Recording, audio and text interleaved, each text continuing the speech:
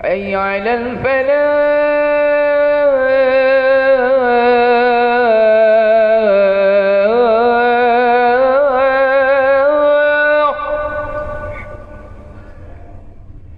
حي على الفلاح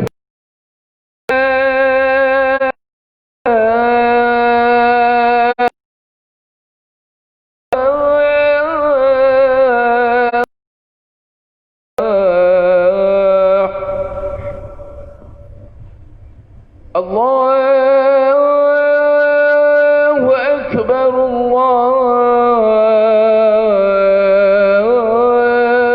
الله أكبر لا إله إلا الله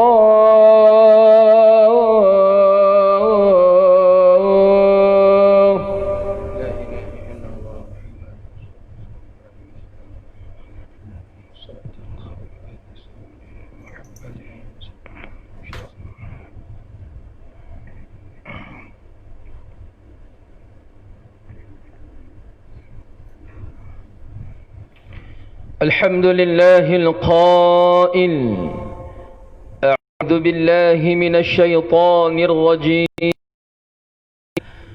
ولقد كرمنا بني آدم وحملناهم في البر والبحر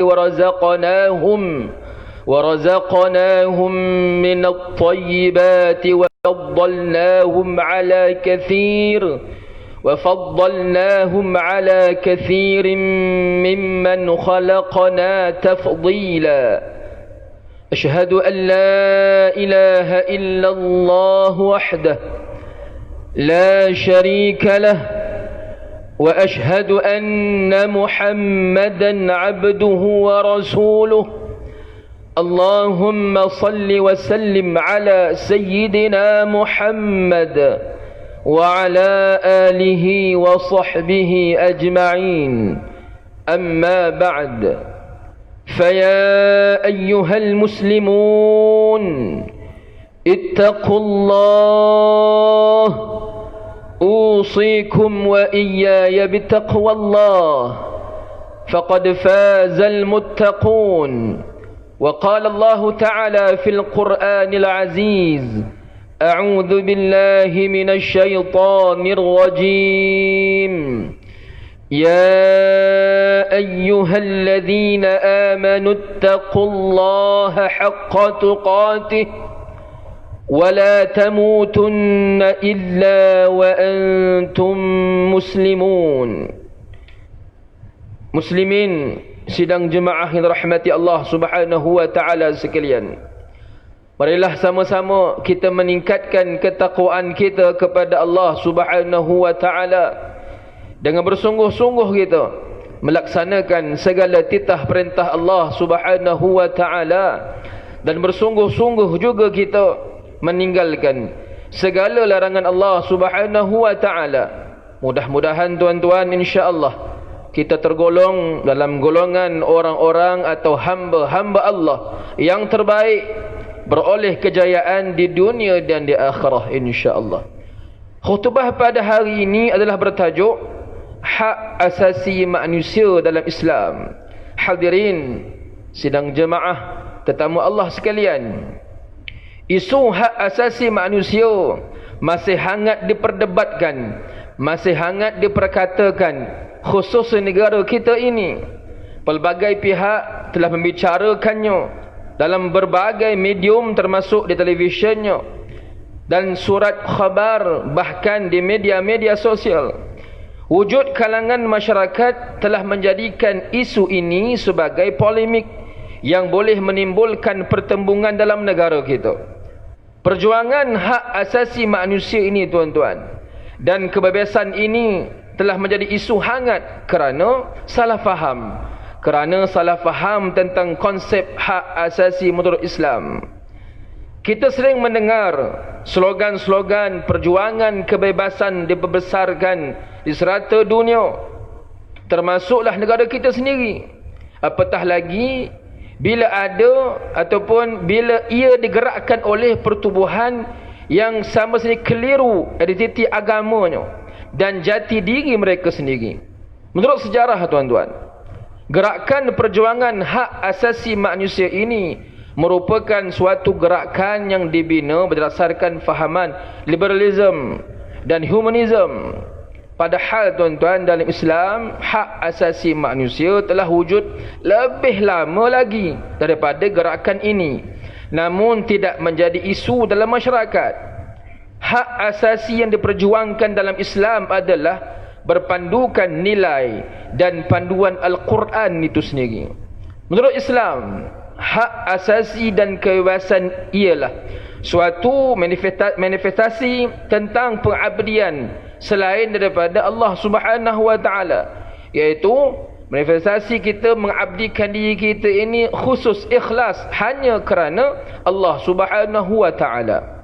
Allah Subhanahu wa taala telah mencipta manusia serta meletakkan mereka pada kedudukan yang tinggi berbanding dengan makhluk yang lain, berlandaskan prinsip kemuliaan kemanusiaan, al-karamatul insaniyah.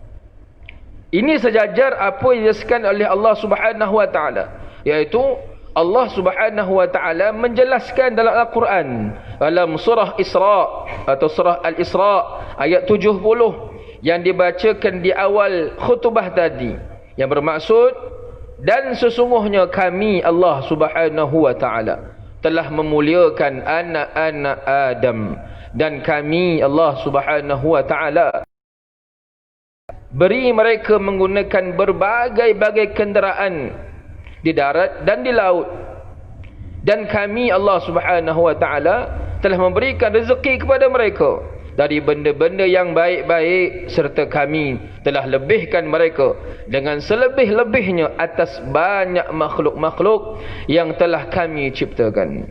Hadirin sidang jemaah, sidang Jumaat yang Allah kasihi, yang Allah rahmati sekalian, Rasulullah sallallahu alaihi wasallam diutuskan untuk membebaskan perhambaan manusia kepada mengabdikan diri kepada Khaliq, kepada Tuhan yang menciptakan, Allah Subhanahu wa taala.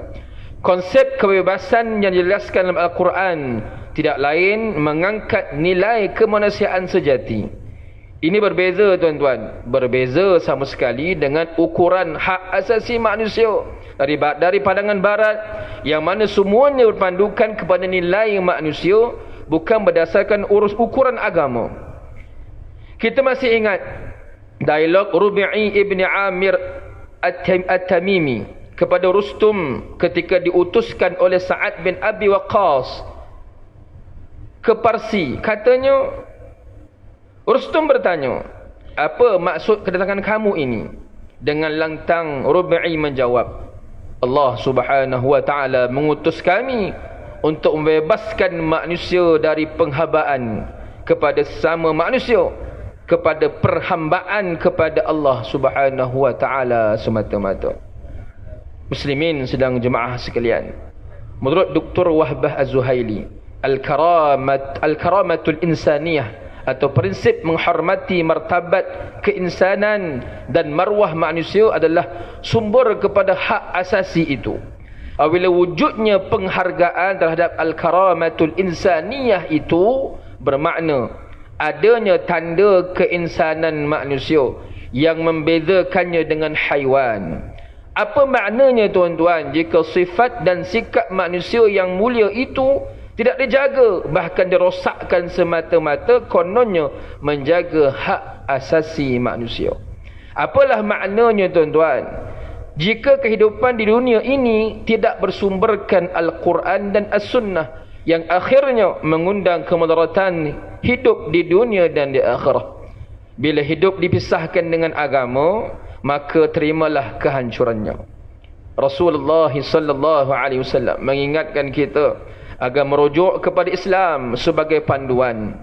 Ini sebagaimana ditegaskan daripada sebuah hadis diriwayatkan oleh Abu Hurairah radhiyallahu anhu, bahawa beliau berkata, aku telah mendengar Rasulullah sallallahu alaihi wasallam bersabda, ma nahaitukum anhu fajtanibuh wa ma amartukum bihi fa'tu minhu mastata'tum fa innama ahlaka alladhina min qablikum kathratu masailihim wa ikhtilafuhum ala anbiyaihim. Apa-apa yang aku larang kamu melakukannya, maka hendaklah kamu menjauhinya, dan apa-apa yang aku perintahkan kamu melakukannya, maka lakukanlah seberapa daya kamu, semampu kamu. Sesungguhnya umat yang terdahulu daripada kamu telah binasa lantaran banyak persoalan dan banyak persisihan mereka terhadap nabi-nabi mereka. Hadis riwayah Imam Al-Bukhari dan Imam Muslim. Oleh sebab itu tuan-tuan, Allah Subhanahu wa taala mengangkat darajat manusia sebagai makhluk yang mulia dan diberikan tugas untuk mengabdikan diri kepada Allah Subhanahu wa taala dan berperanan sebagai khalifah di atas muka bumi ini untuk mentadbir alam ini. Islam menekankan soal tugas dan tanggungjawab tuan-tuan berbanding soal hak itu sendiri. Islam melihat manusia dari sudut fitrahnya untuk beribadah dan berbakti, sedangkan pemikiran barat tuan-tuan cenderung untuk memfokuskan kepada hak dan kepentingan diri sendiri. Tujuan hidup untuk pengabdian ini jelas, sebagaimana firman Allah Subhanahu wa taala dalam surah Az-Zariyat ayat 56, a'udzu billahi minasyaitonir rajim, wa ma khalaqatul jinna wal insa illa liya'budun. Sadaqallahul azim. Tidak aku ciptakan jin dan manusia. Allah berfirman, tidak aku ciptakan jin dan manusia melainkan hanya untuk beribadah kepadaku. Muslimin, sidang jemaah sekalian, dewasa kini cabaran kita adalah untuk mendepani pemikiran yang semakin meruncing, kefahaman dan kebebasan dalam ruang lingkup hak asasi manusia itu sendiri semakin mencabar tuan-tuan. Islam tidak sekali-kali menolak hak dan tanggungjawab hak asasi manusia itu, namun jangan sekali-kali ianya membawa kepada kemudaratan, kehancuran hidup sebagai seorang Muslim. Dalam konteks kebebasan yang diperjuangkan oleh setengah pihak adalah sama sekali tidak diterima sekiranya ia bertentangan dengan maqasid syariah. Apa gunanya bebas melakukan zina tuan-tuan? Apa gunanya bebas melakukan kemaksiatan semata-mata atas hak asasi manusia atau hak asasi individu yang bertentangan dengan agama Allah Subhanahu wa taala? Begitu juga setengah golongan menjadi semata-mata untuk tuntutan hak gerak murtad oleh orang Islam dengan iktiraf sebagai hak kebebasan. Na'udzubillah. Selain membiarkan hak ajaran Islam ditafsir sesuka hati oleh mereka yang bukan ahlinya semata-mata hak asasi manusia. Amat malang tuan-tuan jika pemikiran sebegini menjadi teras dalam masyarakat kita. Sudah pasti masanya, sudah sampai masanya kita sama-sama mengekang pemikiran sedemikian demi kemaslahatan ummah. Muslimin, sedang jemaah yang Allah rahmati, yang Allah sekalian, perjuangan hak asasi manusia ini haruslah difahami dengan jelas dan tidak sekali-kali mengundang kepada permasalahan. Umat Islam dalam negara ini tidak harus ditanamkan dengan elemen dan doktrin yang mengelirukan, yang akhirnya tuan-tuan membawa kepada masalah yang berpanjangan. Dalam negara hak asasi manusia Suhakam seharusnya mengambil lebih inisiatif untuk menjelaskan pahaman ini kepada masyarakat. Samping institusi Islam seperti agensi-agensi agama yang berkepentingan, jika kefahaman ini dapat diterapkan dalam masyarakat, maka kesedaran dan kefahaman tentang hak asasi manusia akan menjadikan masyarakat lebih jelas dan tidak menimbulkan konflik yang Islam itu telah membawa kebenaran dan amat sesuai kehidupan. Hadirin yang Allah rahmati sekalian, mengakhiri khutbah kali ini, marilah sama-sama kita mengambil i'tibar dan pengajaran penting untuk dijadikan pedoman dalam hidup ini. Antaranya tuan-tuan, yang pertama, umat Islam hendaklah meyakini bahawa Islam telah meletakkan hak asasi manusia yang sangat tinggi yang berpaksikan kepada tauhid dan keyakinan kepada Allah Subhanahu wa taala. Yang kedua, umat Islam hendaklah menginsafi bahawa mutlaq dan ia terikat dengan peraturan Allah Subhanahu wa taala. Yang ketiga, umat Islam hendaklah menghayati konsep kebebasan dan hak asasi manusia mengikut perspektif terpesong daripada nilai kemanusiaan yang sebenar. A'udzubillahi minasyaitonir rajim. ولا تكونوا كالذين تفرقوا واختلفوا من بعد ما جاءهم البينات وأولئك لهم عذاب عظيم. Dan janganlah kamu menjadi seperti orang-orang Yahudi dan Nasrani yang telah bercerai-berai dan bersesat faham dalam agama mereka sesudah datang kepada mereka keterangan-keterangan yang jelas nyata yang dibawa oleh nabi-nabi Allah, dan mereka yang bersifat demikian akan beroleh azab siksa yang besar. Surah Ali Imran ayat 105. Barakallahu li wa lakum fil Qur'anil azim wa nafa'ani wa iyyakum bima fihi minal ayati waz zikril hakim wa taqabbala minni wa minkum tilawatahu innahu huwas sami'ul alim. أقول قولي هذا وأستغفر الله العظيم لي ولكم ولسائر المسلمين والمسلمات فاستغفروه إنه هو الغفور الرحيم. أشهد أن لا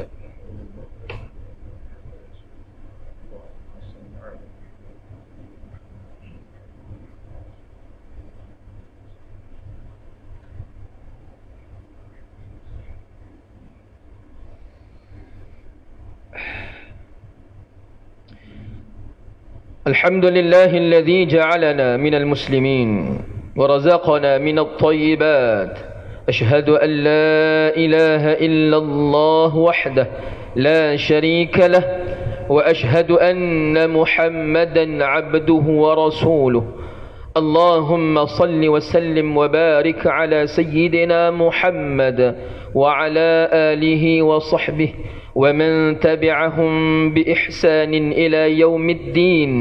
أما بعد، فيا عباد الله اتقوا الله أوصيكم وإياي بتقوى الله فقد فاز المتقون. Hadirin sidang jemaah yang berbahagia, marilah kita bersatu atas dasar akidah Islam yang pasti dan disimpul mati.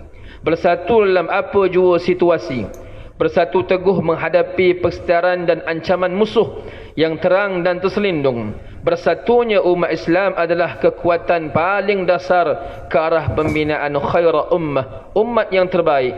Umat Islam berhak untuk berbeza pendapat, apalagi dalam soal urusan duniawi ini. Namun umat Islam hendaklah terus bersatu dalam fikrah dan kefahaman mengikut garis rentas kalimah La ilaha illallah Muhammadur Rasulullah. Prinsip-prinsip penegasan Al-Quran dan Al-Hadis serta prinsip persaudaraan Islam yang sangat kukuh. Dalam usaha kita memutuskan rantaian COVID-19 ini, setiap jemaah diminta terus berdisiplin dan wajib mematuhi prosedur operasi standard SOP yang telah ditetapkan oleh JAIS, khususnya mengambil wuduk di rumah terlebih dahulu sebelum datang ke masjid atau di surau, membawa sejadah masing-masing, memakai pelitup muka face mask ketika hadir di masjid dan surau, serta mengamalkan penjarakan fizikal. Bagi mereka yang tidak sihat adalah dilarang sama sekali untuk melaksanakan solat di masjid dan di surau. Allahumma ghfir lil muslimina wal muslimat wal mu'minina wal mu'minat al ahya'i minhum wal amwat innaka sami'un qaribun mujibud da'awati wa qadiyal hajat. Allahumma inna nas'aluka wa natawassalu ilayka binabiyyikal amin wa nas'aluka bi asma'ikal husna wa sifatikal uzma an tahfadha bi 'aini 'inayatikar rabbaniyah wa bi hifdhi wiqayatikal samadaniyah. Jalalah azam Sultan Selangor Sultan Syarafuddin Idris Shah Al-Haj ibni Al-Marhum Sultan Salahuddin Abdul Shah Al-Haj. Allahumma adimil auna wal hidayah والتوفيق والصحة والسلامة منك لولي عهد سلانغور تنكو أمير شاه ابن سلطان شرف فدري إدريس شاه الحاج في أمن وصلاح وعافية بمنك وكرمك يا ذا الجلال والإكرام. اللهم أطل عمرهما مصلحين للموظفين والرعية والبلاد وبلغ مقاصدهما لطريق الهدى والرشاد. Ya Allah, ya Tuhan kami, Engkaulah Tuhan yang maha berkuasa. Ya Allah, kami bersyukur kehadrat-Mu telah murniakan kami rahmah dan keberkatan kepada negeri ini yang terus sejahtera dan maju. Ya Allah, serta rakyatnya bersatu padu di bawah naungan dan pemimpin raja kami sebagai ketua agama Islam negeri ini. Ya Allah, ya Allah, lindungilah kami daripada bala bencana dan wabak penyakit seperti COVID-19 ini. Ya Allah, Allahumma ya dafi'al bala' ادفع عنا هذا الوباء والبلاء والمرض والشدائد والمحن بلطفك يا لطيف إنك على كل شيء قدير وبالإجابة جدير. ربنا هب لنا من أزواجنا وذرياتنا قرة أعين وجعلنا للمتقين إماما. ربنا آتنا في الدنيا حسنة وفي الآخرة حسنة وقنا عذاب النار. عباد الله، إن الله يأمر بالعدل والإحسان وإيتاء ذي القربى وينهى عن الفحشاء والمنكر والبغي يعظكم لعلكم تذكرون. فاذكروا الله العظيم يذكركم واشكروه على نعمه يزدكم واسألوه من فضله يعطيكم ولذكر الله أكبر والله يعلم ما تصنعون. أقم الصلاة.